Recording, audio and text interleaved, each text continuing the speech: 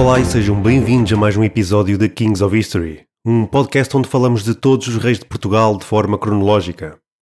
Se nos têm acompanhado, sabem que no último episódio fechamos mais um capítulo na história de Portugal, com o reinado e a morte de Dom Afonso III, o Bolonhês.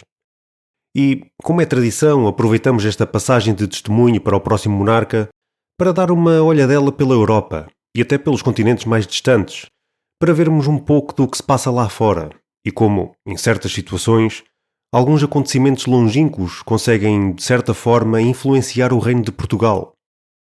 Mas antes de começarmos, gostaria de lembrar a todos que podem ouvir todos os nossos episódios até agora lançados através do nosso website kingsofhistory.buzzsprout.com e que também nos podem seguir nas redes sociais para estarem sempre a par de quando lançamos episódios e muitas outras coisas. E se sentirem generosos e nos quiserem ajudar, passem pelo nosso Patreon.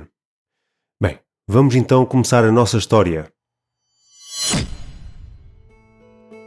Quando olhamos para o final do século XIII, vemos uma Europa profundamente marcada pelo ideal das cruzadas, mas ao mesmo tempo também cansada dele. Como já vimos em episódios de interlúdio anteriores, as grandes expedições ao Oriente estavam a perder força, e os reinos europeus tinham agora outras prioridades. A própria ideia de reconquistar a Terra Santa parecia cada vez mais distante. No entanto, vamos ver no ano de 1270 um último grande gesto de ambição, a Oitava Cruzada.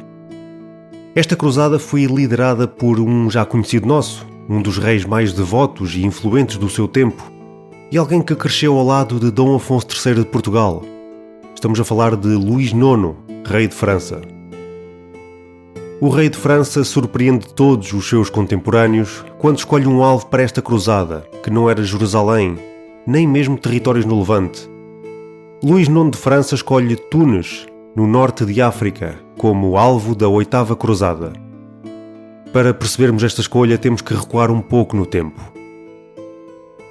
Como já referimos em outros episódios de interlúdio, há cerca de 10 anos atrás, em 1260, o rei Carlos de Anjou tinha-se tornado senhor absoluto da Sicília.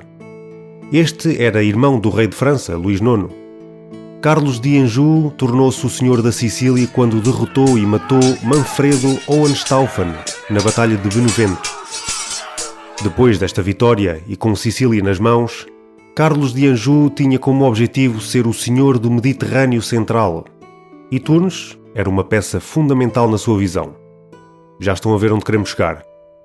Pois muito bem, quem controlava as rotas comerciais vitais deste mar, que ao mesmo tempo oferecia um ponto de apoio estratégico sobre o norte de África, era o Sultanato Hafésida, comandado pelo sultão Mohamed al-Mustansir.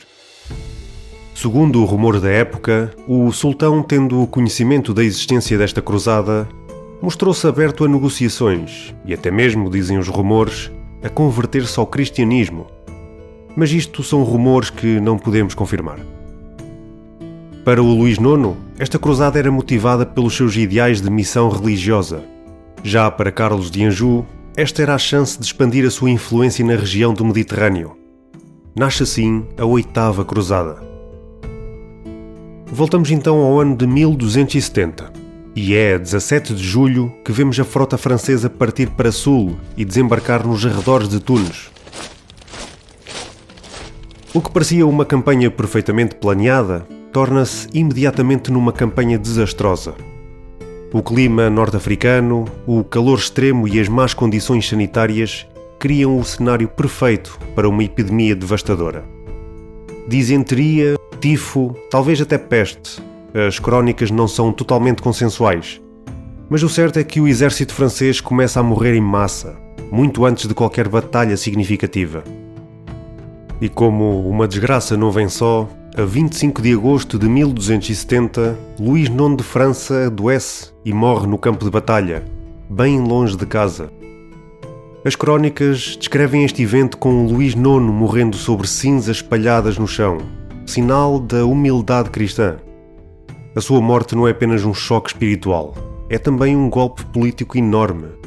Sem ele, a cruzada perde o propósito. No entanto, Carlos de Anjou, depois de saber da morte do seu irmão em África, assume o comando da expedição.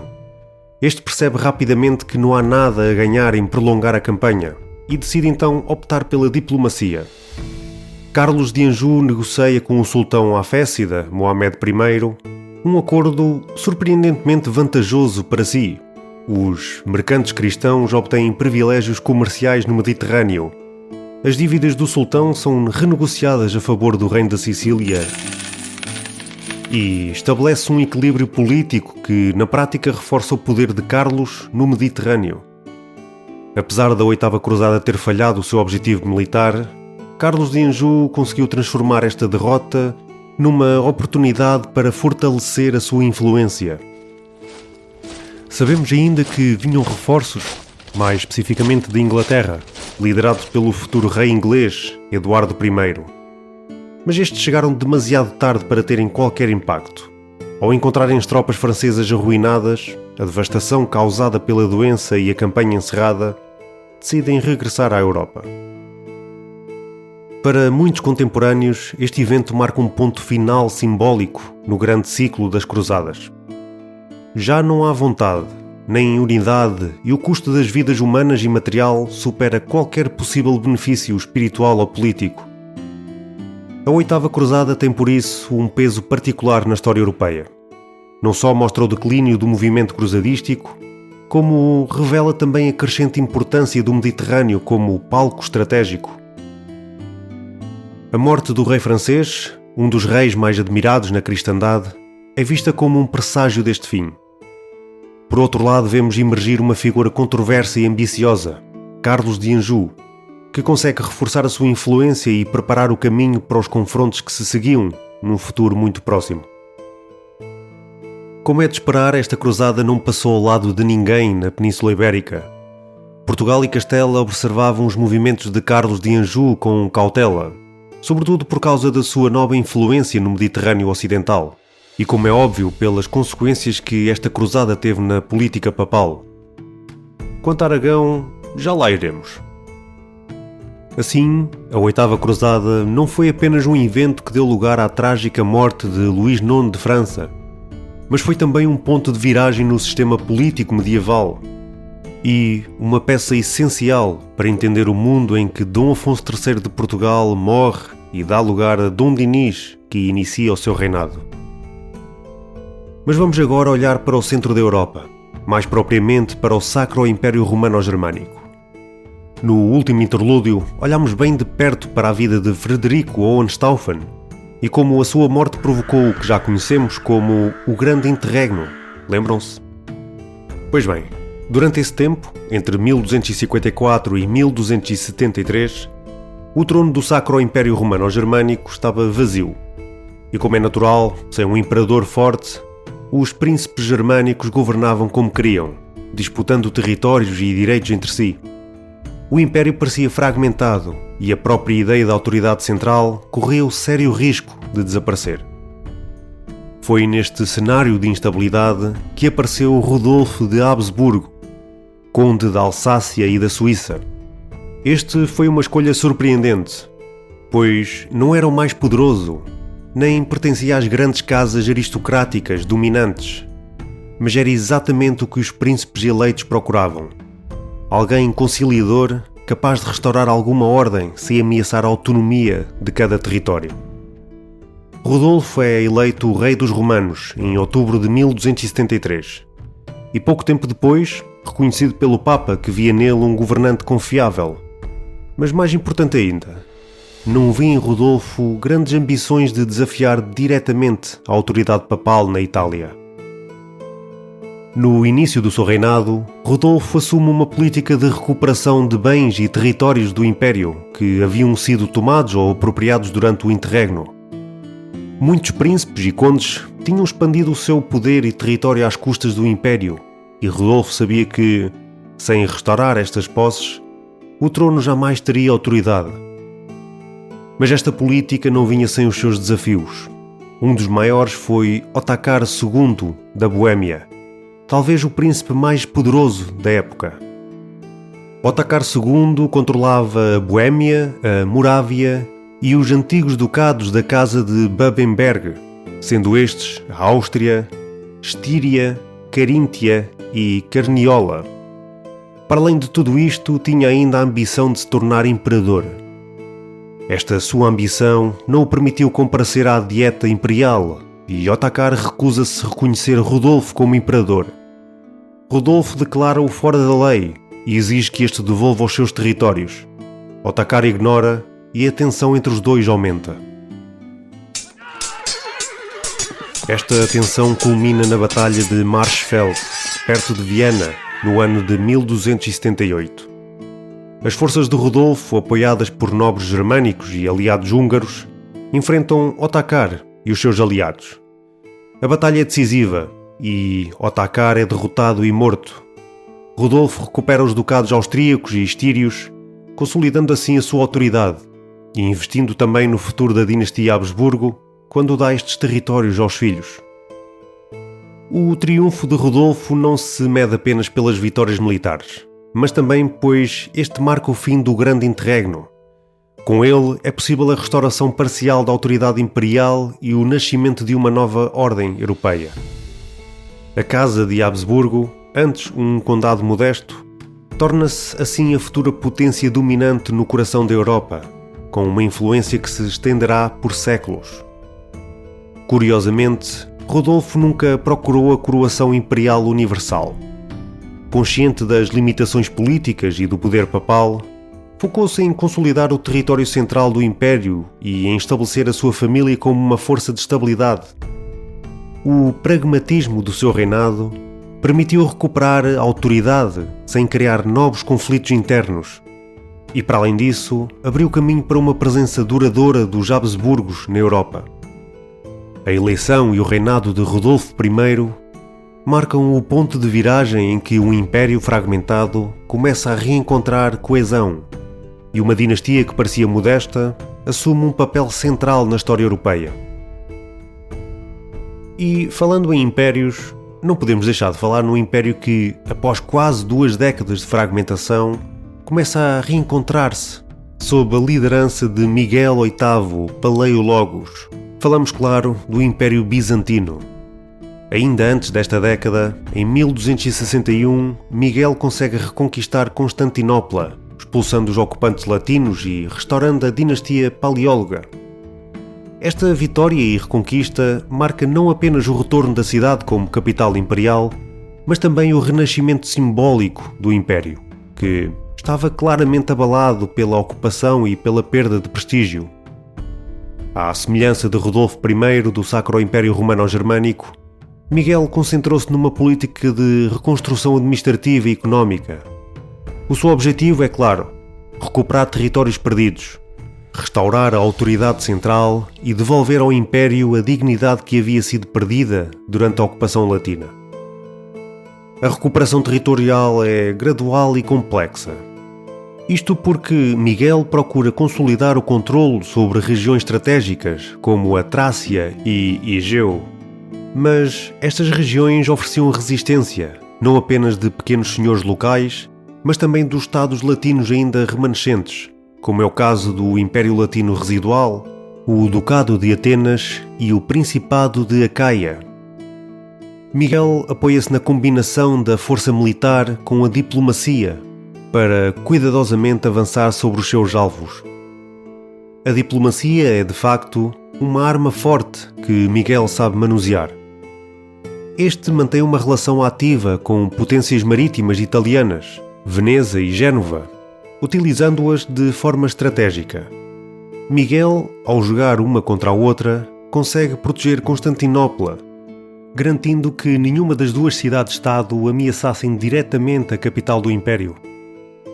Esta habilidade diplomática de Miguel permite ao Império recuperar algum fôlego e negociar alianças vantajosas. No entanto, esta recuperação do Império iria enfrentar grandes dificuldades, especialmente por causa da devastação causada pela ocupação dos latinos, que deixou as finanças num estado degradado, o exército fragilizado e os territórios periféricos vulneráveis. A autoridade central é em grande parte restaurada, mas o Império continuava a lutar contra crises financeiras, pressões militares e instabilidade política. A realidade era dura. A recuperação era, na verdade, mais simbólica e cultural do que propriamente territorial. Apesar de todos estes desafios, a década de 1270 marca o renascimento político e cultural do Império. Sob Miguel VIII, Constantinopla volta a ser um centro de poder e cultura, com grandes esforços que revitalizam instituições, comércio e vida urbana. Esta revitalização ajuda a preservar a identidade bizantina, mesmo quando a sua capacidade militar e extensão territorial parecem limitadas. Tudo o que falámos até agora sobre este renascimento de Constantinopla, como sendo notável e inspirador, parece paradoxal se dissermos que esta altura marca o início de uma lenta e irremediável decadência do Império. O Império recupera o seu prestígio e alguma da sua estabilidade interna, mas permanece vulnerável à fragilidade financeira e, mais importantemente, às ameaças externas como o Reino da Sérvia e o Reino da Bulgária, que cresceram imensamente e tiveram as suas eras douradas durante este período de fraqueza do Império Bizantino. A Oriente são ameaçados pelo povo que irá constituir um dos maiores e mais poderosos impérios do mundo de sempre, o Império Otomano, que nesta altura ainda se encontrava na sua infância, com Ertugrul Gazi a liderar a crescente independência da futura dinastia otomana face aos turcos seljúcidas. Miguel VIII consegue devolver a glória à capital e à dinastia, mas sabe que a segurança e a prosperidade completa do Império são um desafio sem fim. A reconquista de Constantinopla não é apenas uma vitória militar, mas também o começo de um delicado equilíbrio entre a glória restaurada e a vulnerabilidade persistente. Vamos deixar Constantinopla e o Império Bizantino para trás. Certamente vamos voltar a visitar esta capital da cultura mundial. Mas para já vamos até a França, mais propriamente Lyon. Como já falámos noutros episódios, a Igreja encontrava-se profundamente dividida. Em 1054, devido a séculos de divergências teológicas, políticas e excomunhões mútuas, o cristianismo foi dividido em duas grandes tradições: a Igreja Católica Romana, no Ocidente, e a Igreja Ortodoxa, no Oriente, no que ficou conhecido como o Grande Cisma, ou Cisma de 1054. A cidade de Lyon foi palco de um evento importantíssimo no ano de 1274. Esta cidade torna-se o centro da cristandade europeia quando o Papa Gregório X convoca o chamado Segundo Concílio de Lyon, onde reúne centenas de prelados, bispos e enviados de diversos reinos. Este concílio tinha como ambicioso objetivo a restauração da unidade da Igreja Cristã como uma só, que tinha sido separada pelo Grande Cisma em 1054, como acabámos de falar. Este concílio foi convocado após Miguel VIII ter dado garantias ao Papa que a Igreja Ortodoxa estava preparada para se reunir com Roma. Este objetivo de tentar reunificar as igrejas oriental e ocidental era bastante ambicioso, visto que, como já dissemos, durante mais de 2 séculos, as diferenças teológicas, políticas e culturais entre Roma e Constantinopla mantinham as duas tradições separadas. O objetivo de Gregório X era criar uma ponte entre o Ocidente Latino e o Oriente Bizantino, fortalecendo assim a cristandade contra ameaças externas e promovendo a paz entre reinos e impérios.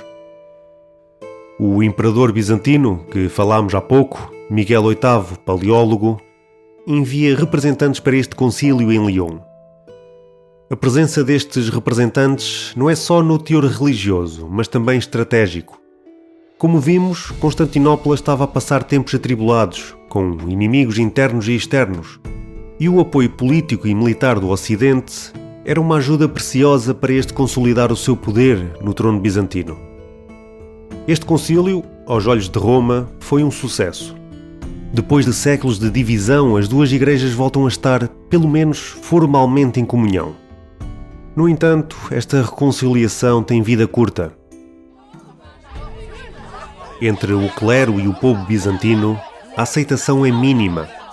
A maioria rejeita este acordo, pois vê-o como um compromisso político imposto pelo imperador e não um acordo religioso com base na fé. Com isto, esta reconciliação torna-se apenas simbólica, um tratado político temporário que não se traduziu em prática real na vida das comunidades cristãs orientais. Para além do tema da reconciliação das igrejas, o Concílio de Lyon serviu também para tratar de outros temas fundamentais para a Igreja Ocidental. Um desses temas diz respeito à reforma do processo eleitoral do Papa. Gregório X estabelece regras que tornam as eleições mais rápidas e menos sujeitas a pressões externas, consolidando cada vez mais a autoridade papal como uma figura suprema da cristandade. Este esforço de organização interna ajuda também a manter a coesão e estabilidade num período em que o poder secular muitas vezes interferia nos assuntos eclesiásticos. Lyon não foi só um palco religioso por causa deste concílio, funcionou também como uma vitrine de diplomacia europeia. Reis, príncipes e enviados de vários reinos participaram em discussões, negociando alianças e resolvendo disputas. Lyon torna-se assim um centro de política internacional onde decisões são tomadas nas salas eclesiásticas. Decisões estas com diretas repercussões nos palácios e campos de batalha por toda a Europa. No final, apesar do objetivo principal não ter sido alcançado, este concílio deixa lições importantes.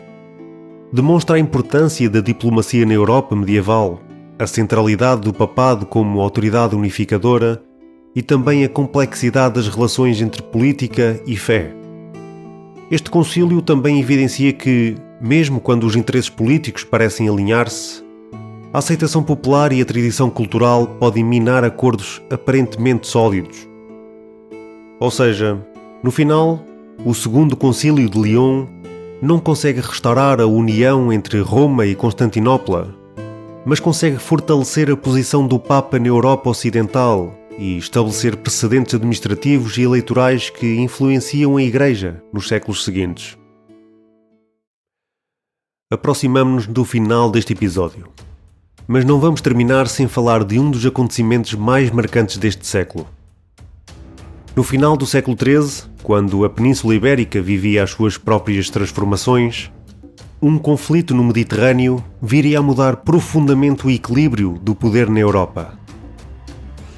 Este conflito é conhecido como a Guerra das Vésperas Sicilianas, um episódio que começa por uma revolta popular numa ilha aparentemente distante, mas que acabaria por puxar para o centro de ação reis, papas, frotas navais e até mesmo cruzadas. Como já falámos há pouco, Sicília estava sob o controle de Carlos de Anjou. Carlos governava a ilha com uma mão pesada. Os impostos eram elevados, a presença militar francesa fazia-se sentir por todo o lado e a administração era vista como estrangeira e arrogante. O descontentamento acumulado dos sicilianos acabou por explodir quando, a 30 de março de 1282, nas vésperas da Páscoa, em Palermo, durante uma cerimónia religiosa, deram-se os primeiros conflitos entre o povo siciliano e os soldados franceses. Estes conflitos resultaram numa revolta espontânea e violenta que ficou conhecida como as Vésperas Sicilianas. Em poucas horas, as guarnições francesas foram atacadas e, nos dias seguintes, toda a ilha se levantou em revolta. Em menos de uma semana, Sicília expulsou quase todos os franceses. Os franceses tinham sido expulsos da ilha e os Anjou derrubados, mas manter a independência era algo mais complicado. Os sicilianos sabiam que a retaliação de Carlos de Anjou seria inevitável. Por isso mesmo, começaram à procura de um aliado que os pudesse ajudar e encontraram-no na Península Ibérica. O rei Pedro III de Aragão tinha uma ligação direta ao antigo governo da Sicília. Falámos sobre isto no episódio de Interlúdio, parte 8. Mas, para relembrar os mais esquecidos, Pedro III de Aragão era casado com Constança, que era filha de Manfredo Hohenstaufen, o rei que foi deposto e morto pelos Anjou. Lembram-se? Muito bem, esta ligação que Pedro III de Aragão tinha com Sicília dava-lhe uma justificação dinástica para intervir. Mas havia muito mais em jogo. Aragão já ambicionava expandir-se para o Mediterrâneo ganhar acesso a rotas comerciais e afirmar-se como uma potência marítima. A coroa da Sicília foi oferecida pelos sicilianos a Pedro III de Aragão e este prontamente aceitou. Mas este gesto provocou uma reação imediata e irada do recém-papa Martinho IV. Para o papado, a entrada de Aragão na Sicília era uma afronta direta ao seu aliado Carlos de Anjou. Devido a esta situação, o Papa excomunga Pedro III e vai ainda mais longe e faz algo inimaginável. Declara uma cruzada contra o rei aragonês, algo inédito e um dos momentos raros na história, em que uma cruzada é proclamada contra um monarca cristão. França vê o desenrolar desta situação de longe e, num ato oportunista, o agora rei de França, Filipe III, junta-se ao Papa e ao Anjou. Enquanto isto, a guerra no Mediterrâneo já decorria entre a força naval de Aragão contra as forças franco-angevinas. A frota aragonesa era bem treinada e altamente manobrável, e com figuras que se destacaram, como foi o caso do almirante Rogério de Láurea, Aragão vence batalha atrás batalha. Numa destas batalhas, a 5 de junho de 1284, no Golfo de Nápoles, Carlos de Anjou é capturado pelos aragoneses. Estas vitórias navais são decisivas, pois garantem o controle do mar, mantêm a Sicília abastecida e impedem o regresso dos franceses à ilha. Em terra, o conflito continua. No ano seguinte, o rei francês Filipe III invade a Catalunha, com o objetivo de derrubar Pedro III e destruir o poder aragonês. Esta expedição, quase como um reflexo do que aconteceu na Oitava Cruzada, corre mal desde o início. Junta-se a resistência feroz dos aragoneses a uma logística falhada e uma epidemia, e temos o varrimento do exército francês. Filipe III, tal como o seu antecessor, acaba por morrer nesta expedição. Este morre em Perpignan durante a retirada das suas tropas. A cruzada contra Aragão termina com um fracasso total para o lado do Papa e dos franceses, mas com um sucesso tremendo para o lado aragonês e para Pedro III. Os festejos aragoneses são interrompidos com a morte de Pedro III um ano mais tarde, em 1285. Mas apesar desta morte, o legado que deixou é enorme. A Sicília permanece sob o controle aragonês, iniciando assim uma divisão política entre dois reinos distintos que duraria séculos, entre o reino de Nápoles, angevino, e o reino da Sicília, aragonês. Para Aragão, as vésperas sicilianas marcaram o início da sua verdadeira projeção mediterrânea, uma presença que, nas décadas seguintes, se expandirá para Sardenha, Nápoles e outros territórios. Para a Península Ibérica, este conflito mostrou uma realidade muitas vezes esquecida. Os reinos ibéricos não eram entidades isoladas, centradas apenas na reconquista. Pelo contrário, estavam profundamente integrados nos grandes jogos políticos que ocorriam na Europa. A intervenção de Aragão não só redefiniu a sua identidade política como potência marítima, mas também influenciou o equilíbrio interno da península. Castela continuava focada no interior, Portugal voltava-se cada vez mais para o Atlântico e Aragão afirmava-se agora no Mediterrâneo. As vésperas sicilianas foram muito mais do que uma revolta numa ilha distante. Foram, sem dúvida nenhuma, o catalisador para uma mudança profunda na geopolítica europeia no final do século XIII. E para além disso, marcaram de forma decisiva o lugar da Península Ibérica no mundo medieval. E é com o final das vésperas sicilianas que terminamos o nosso episódio de hoje.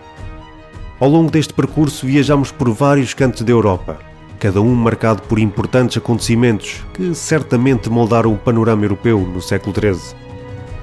No próximo episódio, vamos continuar esta viagem. Vamos explorar novos acontecimentos decisivos no continente europeu e até abrir portas a eventos que, mesmo fora da Europa, ajudaram a redefinir o mundo medieval. Até lá, um bem-aja a todos.